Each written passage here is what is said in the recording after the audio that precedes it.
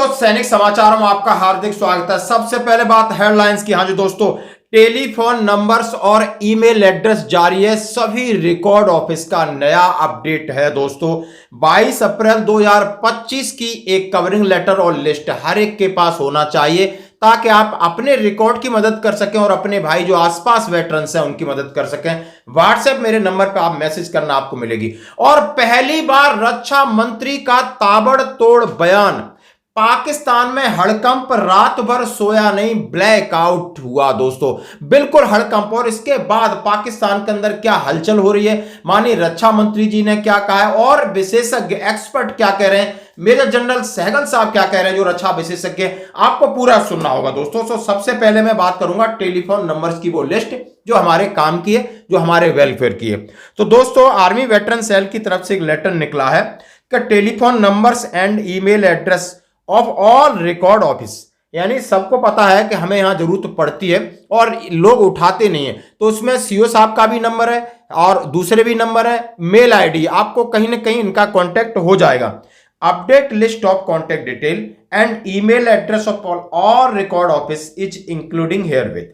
You are also requested to forward this list to Formation Unit and वीरांगना सेवा केंद्र, ex-servicemen under AOR, their info and necessary action।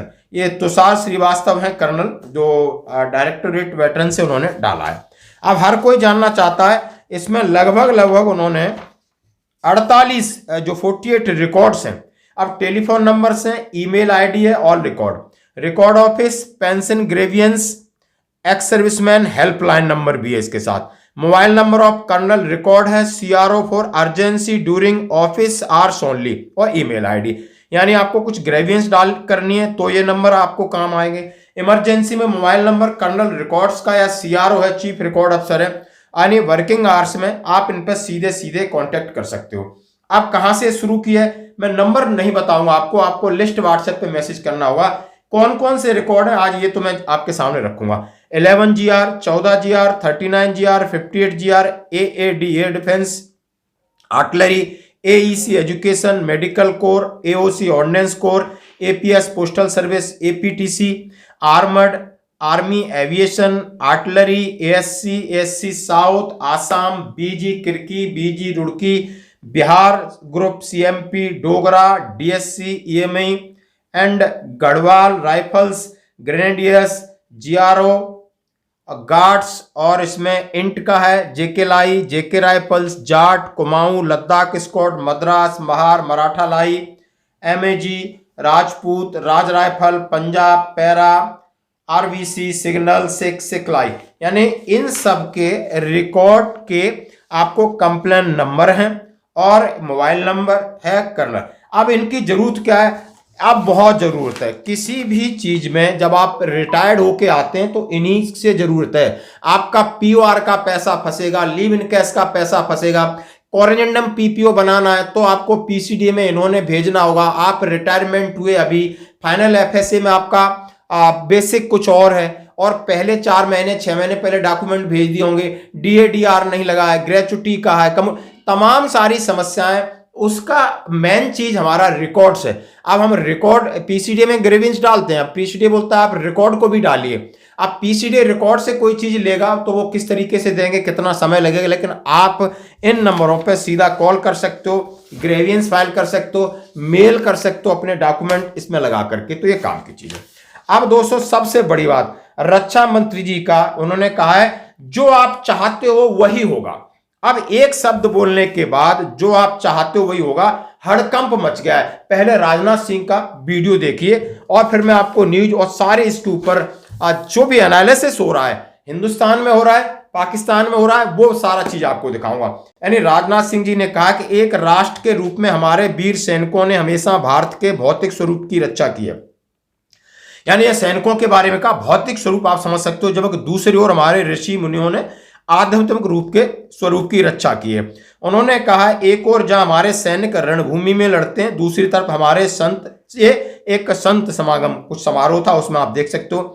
Pahalgam आतंकी हमला, उन्होंने कहा 22 अप्रैल को जम्मू कश्मीर पहलगांव शहर के निकट बैसरन घास में जो बंदूकधारियों ने 26 लोगों की निर्मम हत्या की है, तो उन्होंने कहा प्रधानमंत्री मोदी ने एक महत्वपूर्ण सुरक्षा बैठक में कहा था कि सशस्त्र बलों को 22 अप्रैल के पहलगांव आतंकी हमले में भारत की प्रतिक्रिया का तरीका, लक्ष्य और समय निर्धारित करने की पूरी परिचालनात्मक स्वतंत्रता है। यानी आपने जो करना है, यानी फ्री हैंड आपने सेना को दिए। और रक्षा मंत्री जी ने कहा है और उनके साथ तमाम बैठकें हो रही हैं, सेना प्रमुख, एनएसएस, सब तरीके की बैठक हो रही है। और मूल रूप से उन्होंने सीधा कहा है, बिल्कुल कहा है कि जैसा आप चाहोगे वैसा होगा। जो आप चाह रहे हो हमें पता है, लेकिन खोला नहीं। इतने जब पत्ते खोले हैं तो आप समझते। उन्होंने कहा आप माननीय प्रधानमंत्री जी की कार्यशैली से आप प्रभावित हैं। उन्होंने कहा है कि उनके अंदर दृढ़ संकल्प है, जो वो कहते हैं वो करते हैं।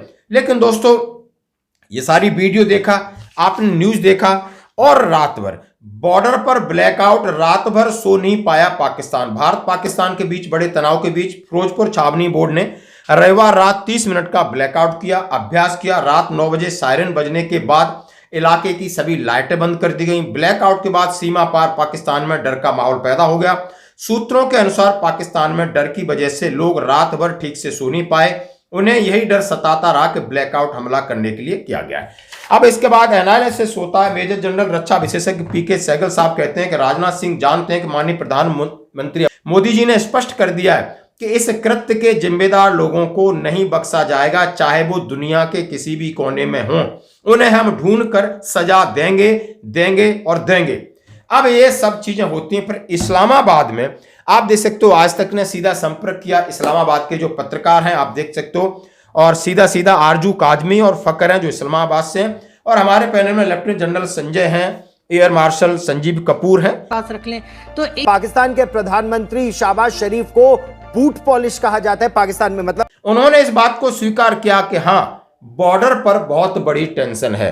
बॉर्डर पर लोग समझ रहे हैं कि 12 दिन के बाद, पहले जो सर्जिकल स्ट्राइक पर हिंदुस्तान ने अटैक किया था, अब हिंदुस्तान अटैक करेगा।